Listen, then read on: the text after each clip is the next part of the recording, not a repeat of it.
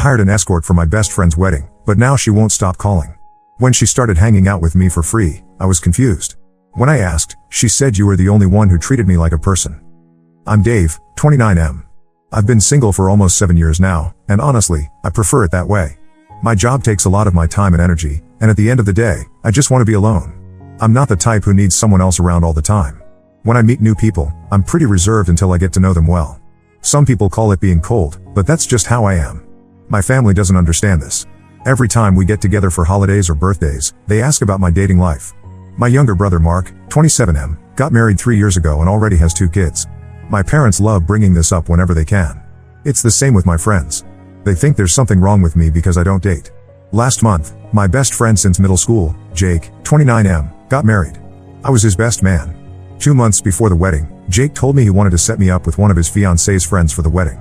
I recognized her name immediately. They had tried to set me up with her before, and I had said no. I don't want to be set up with anyone, especially not someone they've already tried to match me with. Jake wouldn't drop it. He kept saying how I needed to bring someone to the wedding. He thought it would look weird if I showed up alone as the best man. I told him I would figure something out. I knew if I went alone, I'd face questions from everyone there about why I was single. I needed a simple solution. That's when I had the idea to hire an escort. I just needed someone to accompany me for the weekend, nothing more. I found an agency online with good reviews and made the arrangements. I was clear about what I wanted, just someone to attend a wedding with me, no other services. The escort they matched me with called herself Nina, 27F. When I met her the day before the wedding for coffee to go over our plan, I was surprised. She was gorgeous, taller than me, I'm 5 feet 7 inches, and she was about 5 feet 9 inches in heels, and had this bubbly personality that was the complete opposite of mine. We came up with a story about how we met. She was a friend from my classic car restoration group. I do actually restore classic cars, so I could talk about it naturally if anyone asked. The wedding weekend went better than expected. Nina was professional and fit in perfectly. She chatted with my friends and family, danced at the reception, and everyone seemed to like her. We made small talk with the other guests, and no one suspected anything. At the end of the wedding, I paid her the agreed amount plus a good tip because she had done a great job. We said goodbye, and I thought that was the end of it. About 3 weeks later, Nina texted me. She asked what I was doing that weekend. I was surprised to hear from her but told her I was going on a mountain road drive with my car club. These are casual drives on scenic routes that we do once a month. She asked if she could come along. I was confused. I made it clear that I wasn't looking to hire an escort for a car club event. Nina quickly explained that she wasn't asking to be hired. She wanted to come along for free, just for fun. This didn't make sense to me. Why would she want to hang out without being paid? But I found myself saying yes anyway. The drive went well. Nina seemed genuinely interested in the cars and got along with the other members. She even knew some things about engines that surprised me. When the drive was over, I expected us to part ways again, but she asked for my number so we could stay in touch. Since then, Nina has been texting me regularly. She calls in the evenings just to talk. We've gone to movies, gotten dinner, and even just hung out at my place watching TV. She's come to 3 more car club events. All of this happened without me paying her anything. I don't understand what's going on. Is this some tactic escorts use to keep clients coming back? Is she in some kind of trouble and needs help but doesn't want to ask directly? I can't imagine she actually likes spending time with me. I'm not the most exciting person, and I'm shorter than her. We're total opposites in terms of personality. My job actually made me start seeing a therapist back in February. I lost 2 colleagues in a car accident in January, and my boss noticed I was back to normal the very next day. He thought this wasn't healthy, so he signed me up for therapy through the company. I go twice a month during work hours. I don't really believe in therapy, and I told the therapist this in our first session. Most sessions are just him asking basic questions, and me giving short answers. Last week, I mentioned the situation with Nina to my therapist. He suggested that maybe Nina actually likes me romantically. I laughed it off. There's no way someone like her would be interested in someone like me. She's outgoing and beautiful, while I'm quiet and average looking at best. So I dismissed that idea completely. For those wondering why I didn't just go to the wedding alone, Jake really wanted me to bring someone. The alternative was being set up with someone I already turned down once, which would have been awkward. As for the car club, it's just a group of regular people who like working on cars. Nothing fancy or indicating wealth. And about the height thing, I'm not insecure about it, just stating facts. Most couples I see have the guy being taller than the girl. So what's going on here? Why would an escort want to spend time with a client for free? I'm genuinely confused about her motives and what I should do next. Update 1. Thanks to everyone who responded to my original post. Many of you suggested Nina might actually like me, while others warned me to be careful about potential scams or hidden motives. I decided to take some time to think about the situation more carefully. First, I should clarify a few things based on your comments. I'm not rich, just middle class with a steady job. I don't have some secret wealth that Nina might be after. My car hobby isn't expensive either. I work on older, affordable models and do most of the work myself. About my personality, I'm cautious around new people because of something that happened years ago. I don't like showing vulnerability, especially around people I don't know well. Only Jake has seen that side of me. This doesn't mean I'm rude or completely emotionless, I just keep things surface level with most people. Some of you suggested I might be aromantic. I've never thought about that before, but it's possible. I dated in college because that's what everyone did, but I never enjoyed the whole process.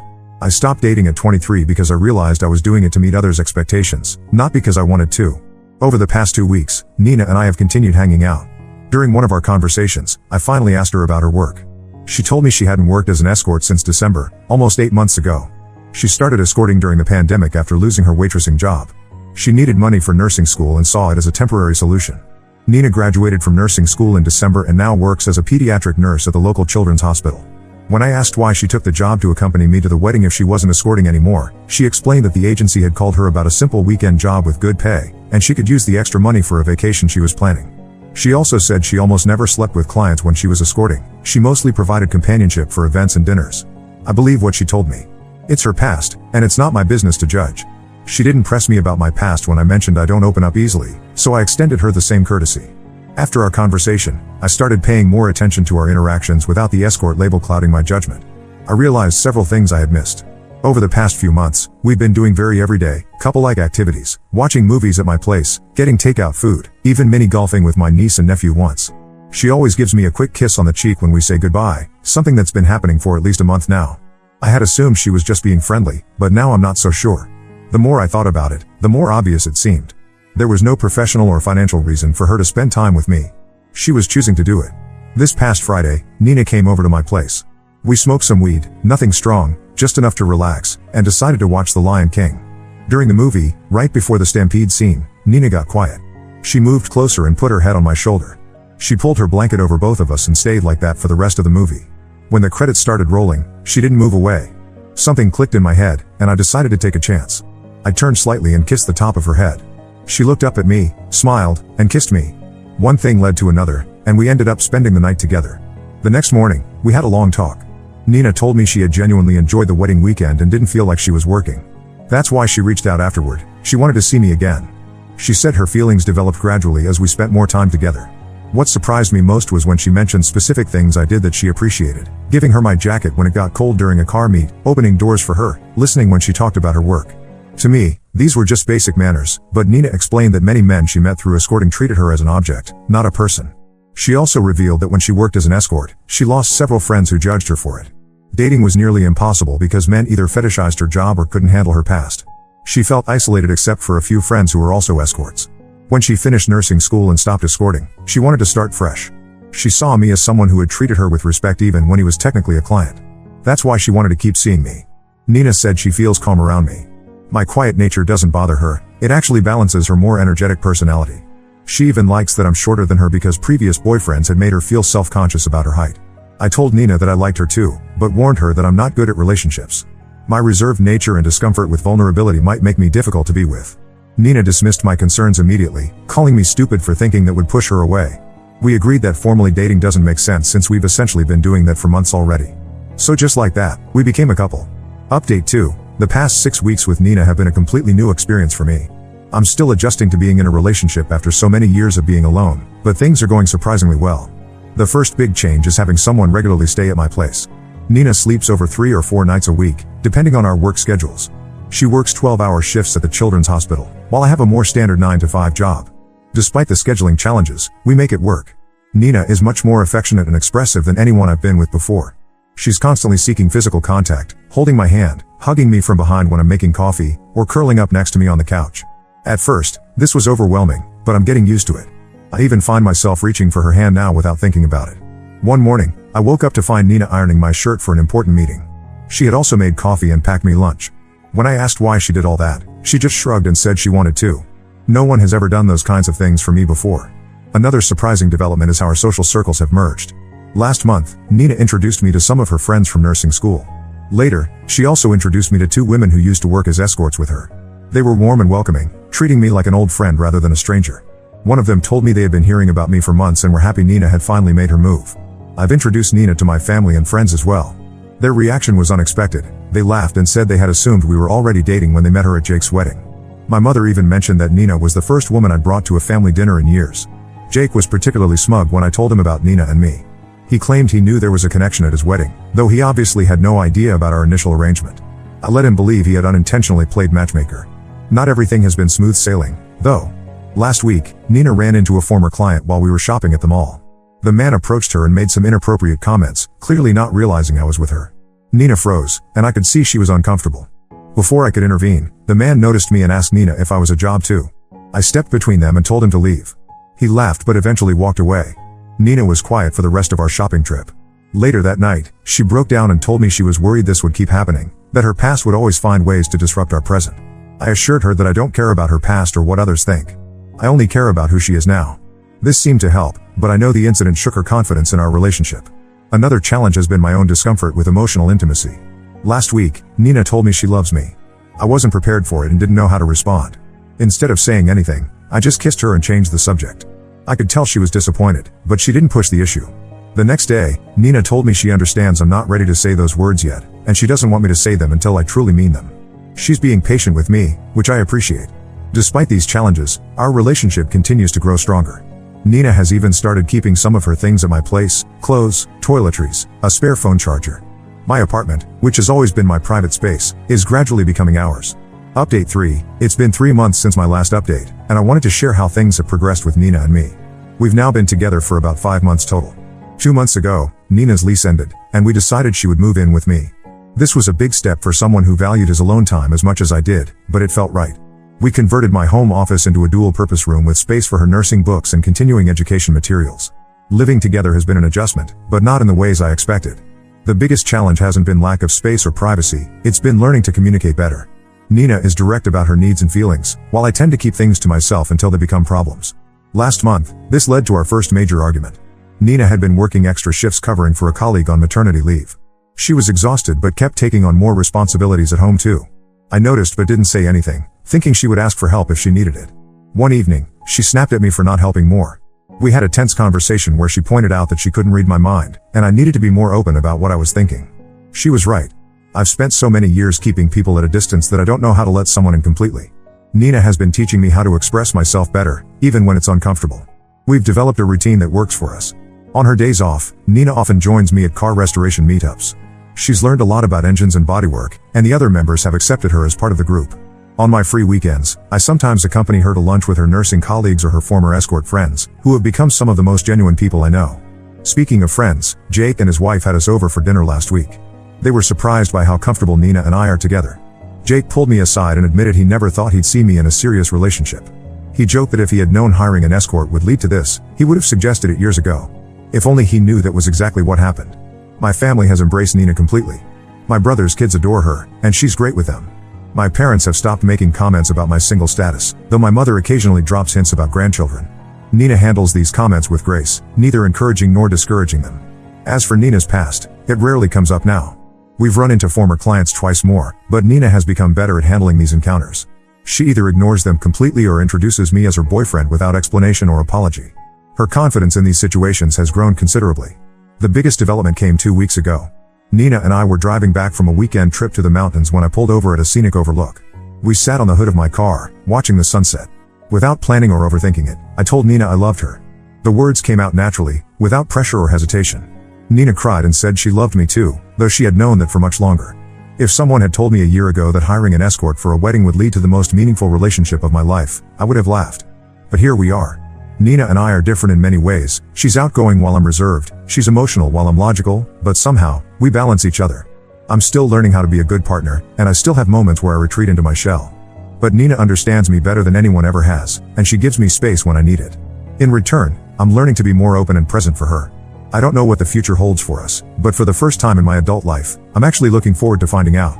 Thank you to everyone who encouraged me to see what was right in front of me. You were right. Now let's move to the next story. Story 2. My parents offered to pay for my college but with strict conditions. I refused and pursued my dream. Now they want to control my baby's future.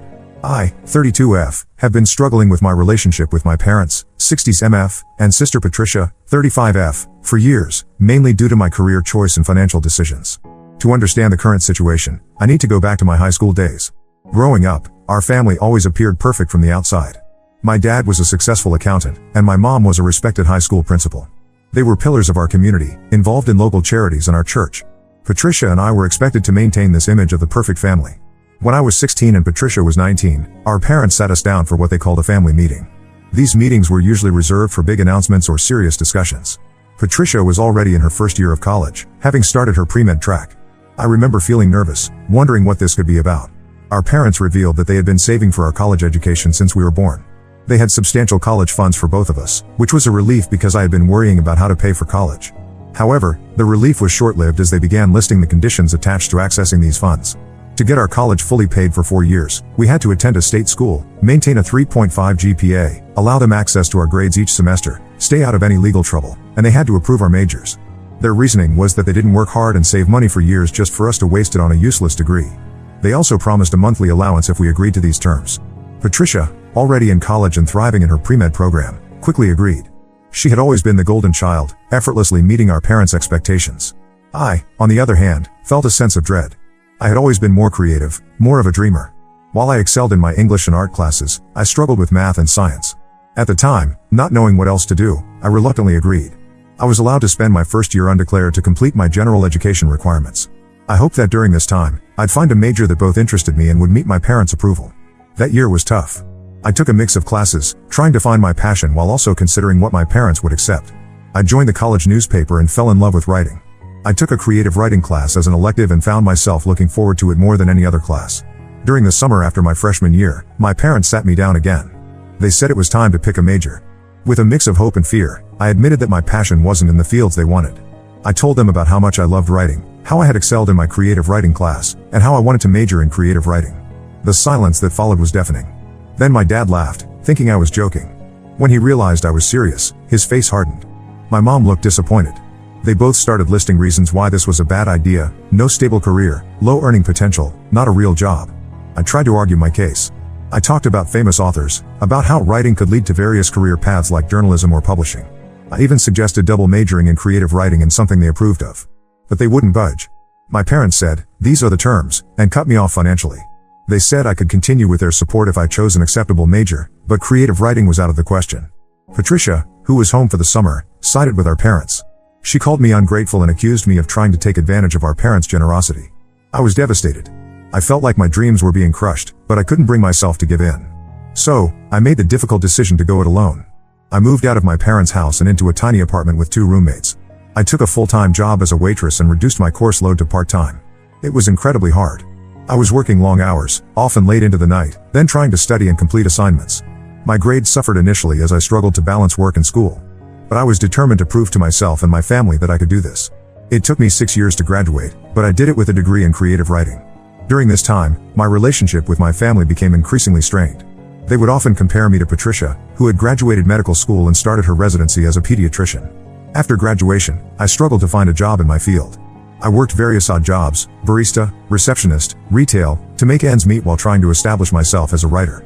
I wrote whenever I could, submitting short stories to literary magazines and working on my novel during my lunch breaks and late into the night. During this time, I met Dustin, 34M, at a local writing workshop.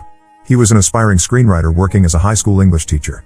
We bonded over our love of storytelling and our struggles to break into the industry. Dustin was incredibly supportive of my writing dreams, always encouraging me to keep trying even when I felt like giving up. 3 years ago, I finally got my big break. A small publishing house picked up my first novel, a coming-of-age story that drew heavily from my own experiences. To my surprise and delight, it became a moderate success. The sales weren't astronomical, but they were enough for me to quit my day job and focus on writing full-time. Dustin proposed shortly after, on the night of my first book signing. We got married last year in a small ceremony. My parents and Patricia attended, but their congratulations felt forced. My mom made a comment about how I was finally settling down and hoped that marriage would bring some stability to my life. Throughout this time, my relationship with my parents and Patricia remained strained. They never approved of my career choice and often made snide comments about how I should have listened to them. Patricia, now a successful pediatrician, frequently bragged about her achievements and how she made the right choice. Last month, Dustin and I found out we're expecting our first child. We were over the moon. After years of focusing on our careers, we felt ready to start a family. We decided to share the news with both our families over dinner. Dustin's parents were overjoyed. They immediately started talking about nursery themes and offering to babysit. When we told my parents and Patricia, their reaction was lukewarm at best. My mom's first question was if we could afford to have a baby on a writer's salary. My dad suggested I should consider getting a real job now that I had a family to support. Patricia chimed in, saying she hoped the baby would inherit Dustin's practicality instead of my flighty nature. I was hurt by their reactions but tried to brush it off. I told myself they were just concerned about the baby's well-being. However, things came to a head last week when my parents called to discuss the baby shower. They offered to host it, which initially seemed like a peace offering. But then they started listing their conditions. They wanted to approve the guest list, choose the theme, and have a say in how we plan to raise the baby. They talked about the importance of a college fund, with terms, of course, and how we needed to start thinking about the baby's future career from day one. I was shocked. It felt like history repeating itself. I told them that Dustin and I would make decisions about our child. My mom said, "These are the terms if you want our help." It brought back painful memories of the college fund situation. I declined their offer and said we'd plan the shower ourselves. They seemed genuinely surprised by my refusal. My dad said I was being stubborn and short-sighted. My mom implied that I was denying my child opportunities out of spite. Patricia called me later that day, berating me for turning down our parents' generous offer.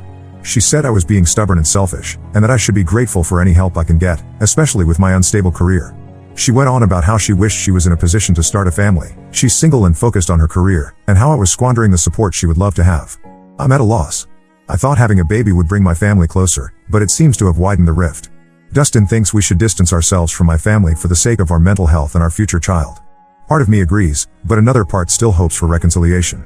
I can't help but wonder if I'm overreacting. Am I wrong for wanting to set boundaries with my family? Should I have accepted their help despite the conditions? I don't want to deprive my child of grandparents and an aunt, but I also don't want them to treat my child the way they've treated me. The stress of this situation is taking a toll on me, and I'm worried about how it might affect my pregnancy. I want to focus on the joy of becoming a mother, but instead, I'm constantly anxious about family drama. How do I navigate this situation while protecting myself, my marriage, and my unborn child? Update 1. It's been about a month since my last post, and I want to thank everyone for their supportive comments and advice. Your perspectives really helped me gain clarity on my situation. After a lot of discussion with Dustin, we decided to set firm boundaries with my family. We spent several evenings talking it through, weighing the pros and cons, and discussing how we want to raise our child. Dustin shared some of his own family history. His parents divorced when he was young, and he saw firsthand how important it is to have a united front as parents. We drafted an email together, carefully choosing our words. We explained that while we appreciate their concern, we are capable adults who can make our own decisions about our careers, finances, and how we raise our child. We made it clear that unsolicited advice and criticism would not be tolerated, and that our decisions regarding our child are not up for debate. Sending that email was one of the hardest things I've ever done. My hand shook as I hit the send button, and I spent the next few hours feeling alternately empowered and guilty. The response from my family was mixed, to say the least. My dad didn't reply at all, which is typical of him. He tends to retreat when faced with conflict. My mom sent a terse message saying she was disappointed in our decision but would try to respect it. Her message was full of passive-aggressive comments about how they only wanted what was best for us and the baby. Patricia, however, exploded. She called me, yelling about how I was tearing the family apart and that I would regret pushing them away when I needed help with the baby. She brought up every mistake I'd ever made, from my foolish decision to study creative writing to my unstable career choice. The call ended with her saying she wasn't sure she wanted a relationship with me if this was how I was going to behave. Despite the family drama, Dustin and I went ahead with planning our baby shower. We decided to have a small, intimate gathering with close friends and Dustin's family. Planning it was actually a joy. We chose a children's book theme, as a nod to our love of storytelling. The shower itself was lovely, filled with genuine joy and excitement for our baby. It was a stark contrast to the tension with my family, and it reinforced that we were making the right decision in setting boundaries. A week after the shower, I received a surprising call from my childhood best friend, Lily, 32F. We had drifted apart after high school, mainly due to attending different colleges and the demands of our lives. She had heard about the family drama from a mutual friend and wanted to check on me. During our conversation, Lily revealed something that shed new light on my family's behavior. Apparently, when we were in high school, my parents had approached Lily's parents with a similar college fund deal. Lily's parents, both teachers, had refused, saying it was manipulative and would put too much pressure on Lily. This led to a falling out between our families, which explained why Lily and I had drifted apart after high school. Learning this was like a missing puzzle piece falling into place. It made me realize that my parents' controlling behavior wasn't unique to me or even to their children. It was a pattern that extended to how they interacted with others as well.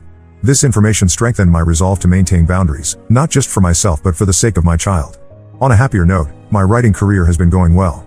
My publisher offered me a 2-book deal based on the outline for my next novel and the sales performance of my first book. This deal will provide some financial stability for our growing family, which is a relief. I've set up a writing schedule that I hope to maintain even after the baby arrives. Dustin has been incredibly supportive through all of this. He's even converting our guest room into a home office for me, complete with a comfortable armchair for when I need to write while nursing. His excitement about becoming a father is infectious, and it helps balance out the stress from my family situation. As my pregnancy progresses, we've been attending childbirth classes and preparing for the baby's arrival. It's bittersweet doing this without my family's involvement, but it's also liberating to make decisions without judgment or conditions. We're focusing on creating a positive, loving environment for our child. We've decided not to share any more pregnancy updates with my family. If they want to be involved, they'll need to reach out and show that they can respect our boundaries. Until then, we're focusing on the excitement of becoming parents and creating the kind of loving, supportive family we want our child to grow up in. The journey hasn't been easy, and I still have moments of doubt and sadness. But overall, I feel more at peace with our decisions. We're building a support network of friends in Dustin's family, and I'm learning that family isn't always about blood relations. As we prepare for our baby's arrival, I'm filled with a mix of emotions, excitement, nervousness, and a tinge of sadness that my family might not be as involved as I once hoped.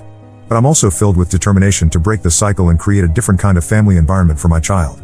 Update 2. Another 2 months have passed, and I'm now well into my 3rd trimester. The baby is healthy and growing well, and we recently found out we're having a girl. Dustin and I are over the moon.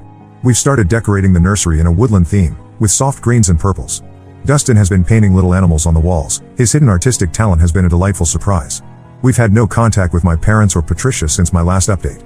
The silence has been difficult, especially as the birth approaches. There are moments when I wish I could call my mom to ask for advice or share my excitement. But then I remember the conditions and judgment that would come with that interaction, and I know we're making the right choice for our mental health and our daughter's well-being. Interestingly, my conversation with Lily sparked a rekindling of our friendship. We've been meeting up regularly for coffee, decaf for me, of course, and it's been wonderful to reconnect. She's been a great support system, sharing her own experiences with her 2 kids and offering a listening ear when I need to vent about family issues. Lily even threw us a surprise baby sprinkle with our close friends. It was a small, intimate gathering, but it was incredibly touching. Our friends brought books to help build the baby's library, and we spent the afternoon sharing parenting stories and advice. It made me realize that while I might not have my biological family's support, I have a strong chosen family who care about us. On the career front, I've been making good progress on my new novel. The story is flowing well, and I've completed the first draft. My editor loves it, and we're aiming for a release date shortly after the baby is born. It's been challenging to balance writing with preparing for the baby, but it's also been a welcome distraction from family stress. Dustin has been amazing throughout all of this. He's taken on more household responsibilities to give me time to write and rest. He's also been my rock emotionally, always there to reassure me when I have moments of doubt or sadness about the situation with my family. Last week, we received an unexpected letter from my maternal grandmother, Nana, 85F. Nana lives in Florida and has always been a bit removed from our family dynamics. I've always been fond of her, but we don't see each other often due to the distance. In her letter, Nana expressed her disappointment in how my parents and Patricia have been treating me. She revealed that she had a similar experience with her own parents when she chose to become a teacher instead of following the family business of running a small grocery store. Her parents had disapproved, saying teaching wasn't a real career for a woman in those days. Nana encouraged me to stay true to myself and offered her unconditional support. She even enclosed a check as a gift for the baby, with no strings attached. She wrote that she hopes to visit once the baby is born and things have settled down. Nana's letter was incredibly comforting. It made me realize that while I may not have my parents' or sister's support, I'm not alone. I have Dustin, my friends, Dustin's family, and now Nana in my corner. It's a powerful reminder that family is about love and support, not control and conditions. We're now in full nesting mode, preparing for our daughter's arrival. We've been attending birthing classes, touring the hospital, and finalizing our birth plan. Despite the family drama, I'm feeling more confident and excited about this new chapter in our lives. As the due date approaches, I find myself reflecting on the journey that brought us here. While it hasn't been easy, I'm proud of the boundaries we've set and the family we're creating. I'm determined to break the cycle of conditional love and support that I grew up with. Our daughter will know that she is loved unconditionally and that her dreams are valid, no matter what path she chooses in life. Update 3. Our daughter, Zoe, was born 3 weeks ago, and our lives have changed in the most wonderful way. The birth went smoothly, and both Zoe and I are doing well. Dustin has been an incredible father and partner, taking paternity leave to help during these early weeks. The first few days were a whirlwind of sleepless nights, diaper changes, and figuring out breastfeeding. But every time I look at Zoe's tiny face, I'm filled with an overwhelming love I never knew was possible. Dustin and I are learning together, supporting each other through the challenges of new parenthood. 2 days after Zoe's birth, I received a text from Patricia. She had seen the birth announcement I posted on social media and congratulated us. Her message seemed genuinely warm, without any of the usual judgmental undertones. I was cautiously optimistic but also wary of getting my hopes up. A week later, Patricia called and asked if she could visit. After discussing it with Dustin, we agreed but set clear guidelines for the visit. To our surprise, Patricia arrived with a heartfelt apology. She admitted that seeing my success and happiness made her question the choices she had made in her own life. Patricia revealed that she had recently started therapy to work through some of her issues. She realized how unfairly she had treated me and how much of her behavior stemmed from her own insecurities and the pressure she felt to meet our parents' expectations. It was a raw, honest conversation that brought us both to tears. Patricia's visit went well. She respected our boundaries, genuinely seemed to enjoy spending time with Zoe, and even complimented my parenting. She asked about my writing and seemed sincerely interested when I told her about my upcoming book. It felt like a step towards rebuilding our relationship. As for our parents, we still haven't heard from them. Patricia mentioned that they're struggling to accept that their controlling behavior has pushed me away. She's encouraging them to seek family counseling, but it's a slow process. While part of me hopes they'll come around, I'm also at peace with the possibility that they might not. For now, we're focusing on our new life as parents. Balancing childcare and my writing career is challenging, but we're figuring it out day by day. I've set up a small writing nook in the nursery where I can work while Zoe naps. It's not always easy, but the joy of pursuing my passion while being there for my daughter is worth every struggle. Dustin has been my rock through all of this. He's taken to fatherhood with enthusiasm and patience. Watching him with Zoe, singing her silly songs and reading her stories, makes me fall in love with him all over again. Our relationship has only grown stronger through this experience. Nana is planning to visit next month, and we can't wait for her to meet Zoe. Her support has meant the world to us. Lily has been a frequent visitor, even babysitting so Dustin and I could have our first date night since Zoe's birth. Our friends have rallied around us, bringing meals, offering help, and showering Zoe with love. Looking back on this journey, I'm proud of the boundaries we've set and maintained. While the situation with my parents is still unresolved, I'm at peace with our decisions. Our priority is creating a loving, supportive environment for Zoe, free from manipulation and conditional love. As I watch Zoe grow and change every day, I'm reminded of why I fought so hard to follow my dreams. I want her to know that she can pursue her passions, whatever they may be, and that her parents will support her unconditionally. That's the legacy I want to leave for my daughter. The road hasn't been easy, and I'm sure there will be more challenges ahead. But as I sit here, writing this update with Zoe sleeping peacefully in her bassinet next to me, I know we've made the right choices. We're building the family we've always wanted, one based on love, respect, and support. To those who might be facing similar struggles with family expectations and conditional love, I want to say, stay true to yourself. It's not always easy, but it's worth it. You have the power to break cycles and create the life you want. Surround yourself with people who support and love you unconditionally. And remember, family isn't always about blood, sometimes it's about the people who stand by you when it matters most.